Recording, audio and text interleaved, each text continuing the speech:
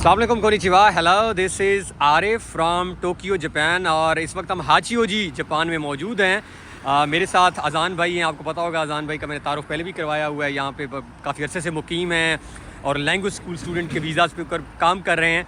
आज मैं इनसे क्विकली पूछूंगा, आज अजान भाई ने मेरे साथ एक चीज़ शेयर की है कि जो विज़िट वीज़ाज़ पर लोग आ रहे हैं उनके साथ पाकिस्तान से पर्टिकुलरली, यानी वो लोग जिनका पासपोर्ट पाकिस्तानी है, चाहे वो किसी भी ABC कंट्री से जापान आ रहे हैं, उनके साथ यहाँ पे क्या हो रहा है। तो अजान भाई अस्सलाम वालेकुम, प्लीज़ बताइएगा हमारे ऑडियंस को कि ये विज़िट वीज़ा की क्या कहानी है और क्या हो रहा है यहाँ पे इस वक्त एयरपोर्ट्स पर जापान में। अच्छा आरिफ भाई, इस बात का जवाब देने से पहले मैं आपको एक बैकग्राउंड बताना चाहूँगा इस सारे मामले की कि ये 2023 में पाकिस्तानी यहाँ पे जो आए थे, ऑलमोस्ट 1000 लोगों ने असाइलम अप्लाई किया यहाँ पे एयरपोर्ट के ऊपर ही।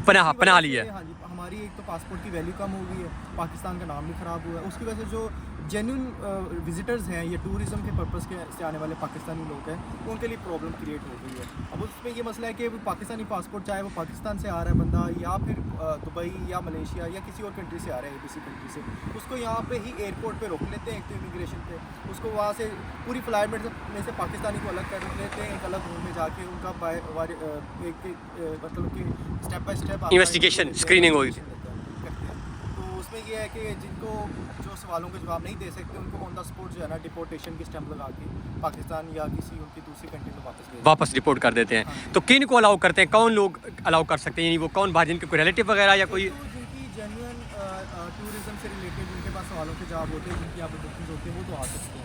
वो भी इमिग्रेशन ऑफिसर के ऊपर डिपेंड करता है, जिसको अगर वो बंदा ऑथेंटिक लग रहा है, बेहतर अगर लगता है उसे कि उसकी अच्छी जॉब है दुबई में, वो शो कर लेता है कि यार मैं मेरी तो कोई मसला या नहीं। फिर सेकेंडली जो फैमिली पर्पस वाले हैं, यानी कि फैमिली से रिलेटेड है, कि अगर किसी का भाई बहन या बेटा यहाँ पे काम कर रहा है, उसका कोई फैमिली को स्पॉन्सर किया, वो यहाँ पे एंटर हो सकते हैं। उसके अलावा टूरिज्म से पर्पस वाले सारे विजिट वालों को यहाँ से रिपोर्ट करें, यानी रिलेटिव्स हों या कोई जेन्युइन अगर आप टूरिस्ट हों, अदरवाइज आप वहाँ से वीज़ा भी ले लें तब भी आपको फारिग कर दिया जाए। एयरपोर्ट से आपको नहीं तो केयरफुल रहें। इसका मतलब है ये जो पैसे हमारे लोग भर, मुझे भी मैसेज आते हैं कि 20-20 बिल्कुल मत कीजिएगा कि आप according to the Japanese law यहाँ पे आप विजिट किसी को भी काम नहीं कर सकते।